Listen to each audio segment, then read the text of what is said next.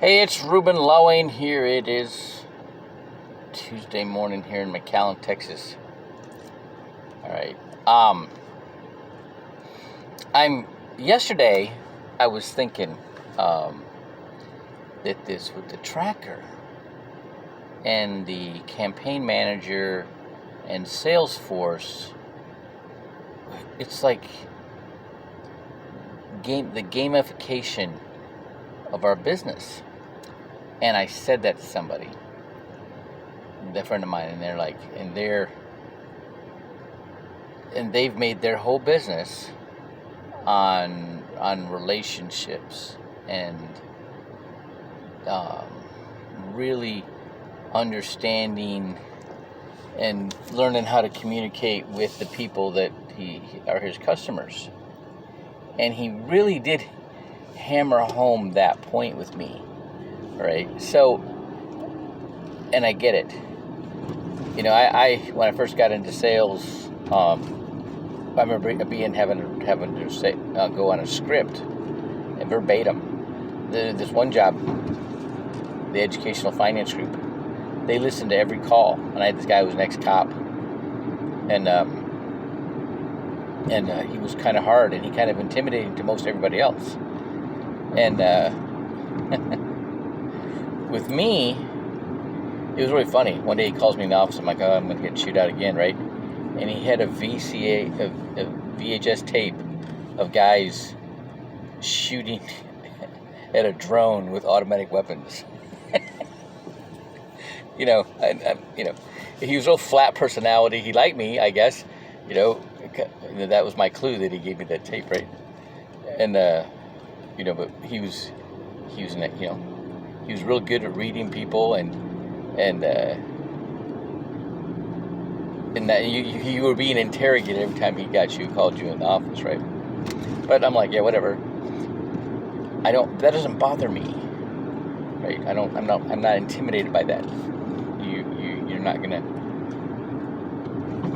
swing at me, and if you do, you better be faster than me. There you go. And then I had another manager, and he was worried about me, but he gave me some good advice. He said, you got to build the rapport with people, and one of the ways you can do that. I mean, you've done a lot. You know what you've done in your life, and you've been all over the country, and I've been in every state in the country, every state in the union except Wyoming, North Dakota, and South Dakota, right? Actually, I think I've been through South Dakota, drove through it. But so I could relate to pretty much everybody at some level, right? And so that's good. You can get rapport, and when you can get rapport with somebody, they'll listen to you. You can communicate with them, and they'll take into account the information that you're giving them, and that's really important. So what we have with the counter and the approach of, hey, I'm doing this campaign and I'm really excited about it, and we teach out this book called Saving Your Future. There's like 1 million in paper, in circulation and paperback, and we've taught it at Harvard Business School, Columbia Business School, Oracle, and the FBI. And I got it in PDF. Can I send it to you? Send it to them.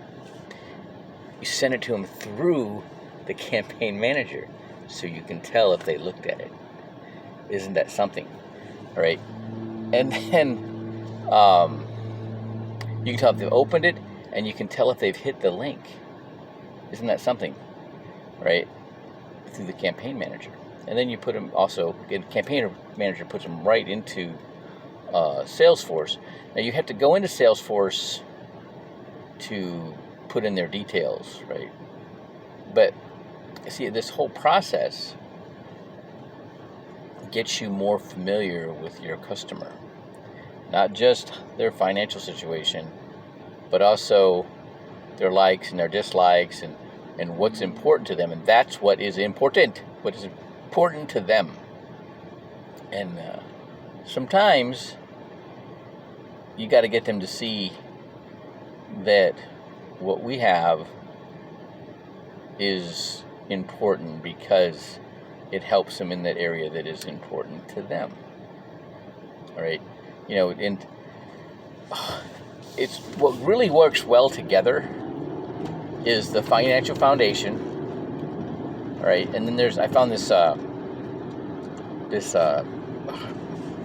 priority of marketing graphic. It's like a pyramid, and there's the different ways of marketing, all the way up to getting them on the phone.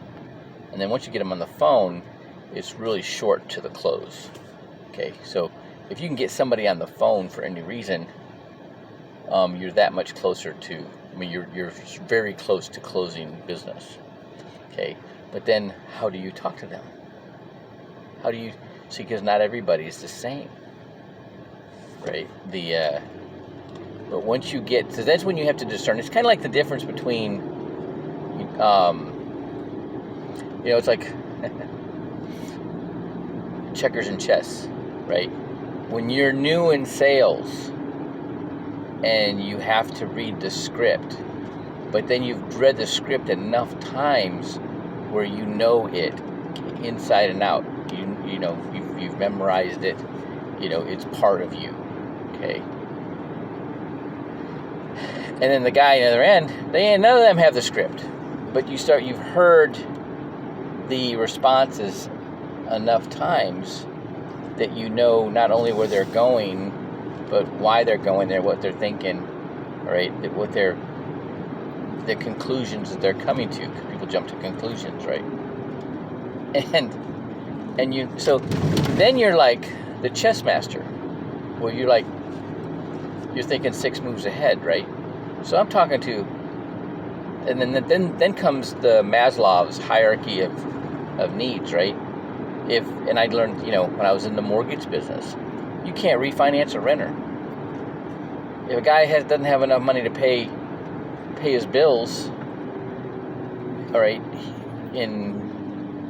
keep up his credit, you can't put him in a house.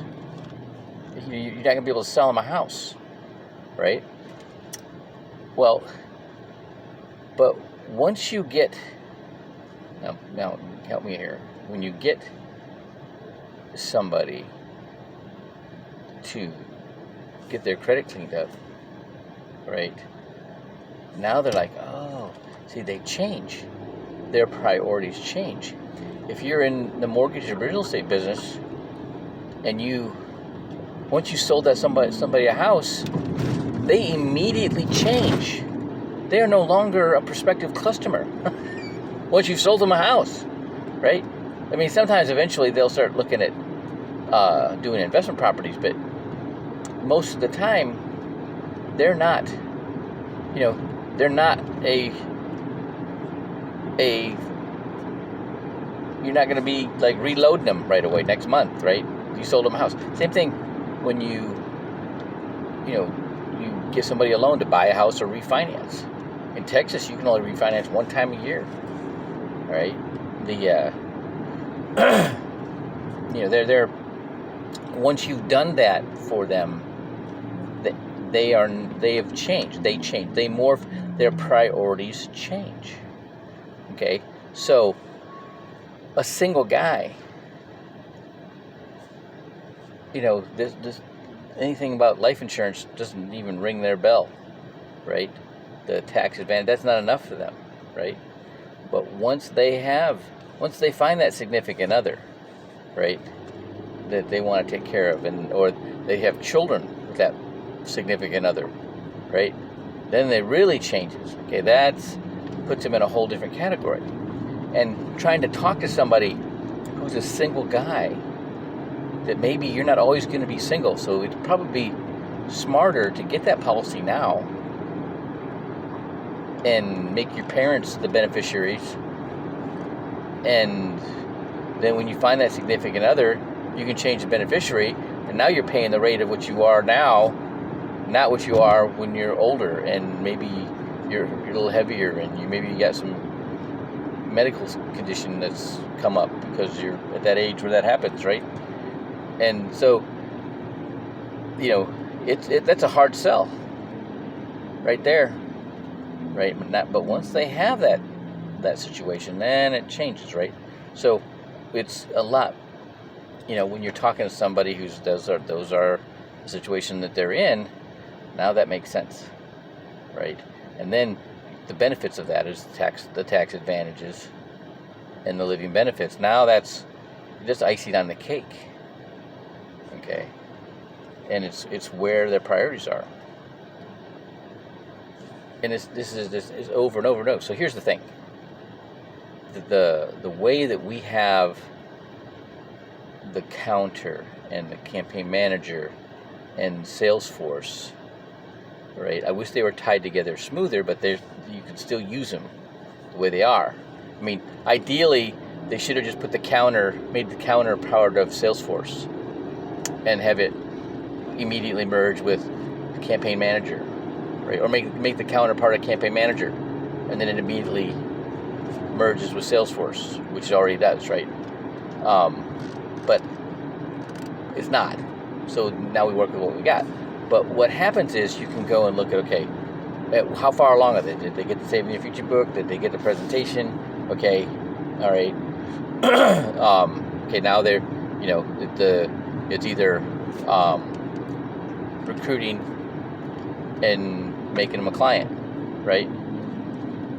And then once you make them, once you've recruited them, then it should go further. It should be, all right, if they've hit that step, they've already become a client, all right?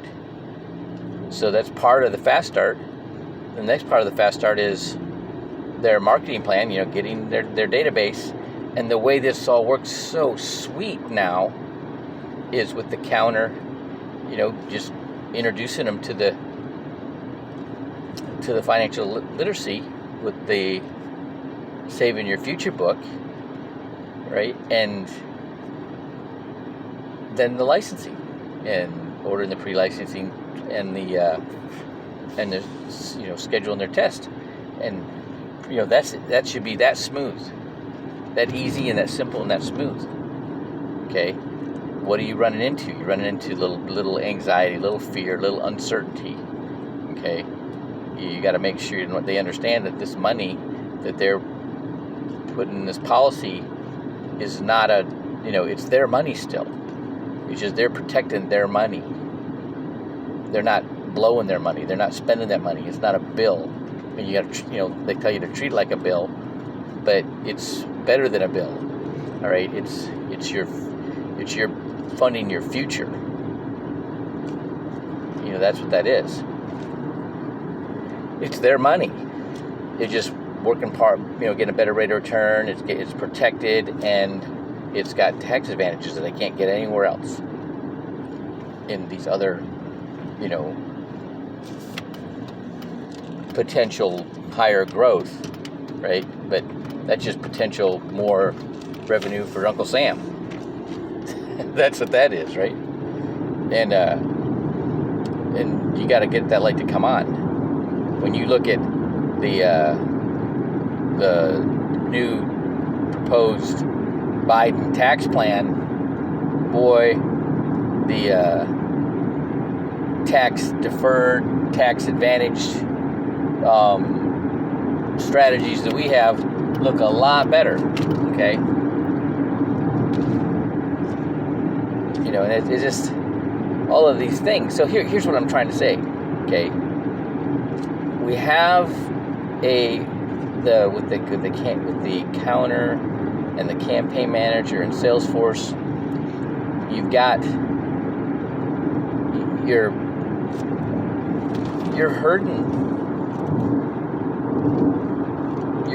your cats, right? And you're turning them into you're getting them focused on the financial literacy. You're getting them focused on doing better for themselves and their families, right? And then with that, you're bringing them around saying, okay, doing this for other people is a good opportunity, a good part-time opportunity. It can become a full-time opportunity, which can become, they can totally get you, financially independent, And that's what the campaign is all about, right? And it's, it takes a lot to get people focused. There's a lot of layers here, but it's all doable. When you go, I think her name is Michelle. Got that British accent. She's show them the financial foundation. Where, which one of these areas is most important to you? And then you go, she says go right to the X curve. I'm thinking you should at least, cursory. This is the rule of 72. This is how taxes affect your money. This is how taxes and inflation affect your money. This is how, what you need, what you have to do to keep up with inflation, blah, blah, blah, right? And then this is the X curve, okay? And you start off, you're not making a lot of money, and you're learning your trade, but you got a lot of responsibility. You're getting out on your own. You're buying a car. You're buying a house. You got a significant other. You may have kids, right? And there's a lot of weight there, a lot of responsibility there, and without the income to deal with it, or it's tight, right? But eventually you start making more money, and then the kids don't need, they're out of diapers, and they can dress themselves, and they can feed themselves, and they can get themselves up for school, and they eventually be able to drive themselves to school. And eventually they're out of school, and they're out of your house, and then your investments have grown, and you've made more money, and now you can. So where on this curve, this X curve, do you want to be, right? And that tells you everything you want to know about them, and you can tailor your message to that point. It's not one size fits all. All right, that's my rant for today. Have a great one.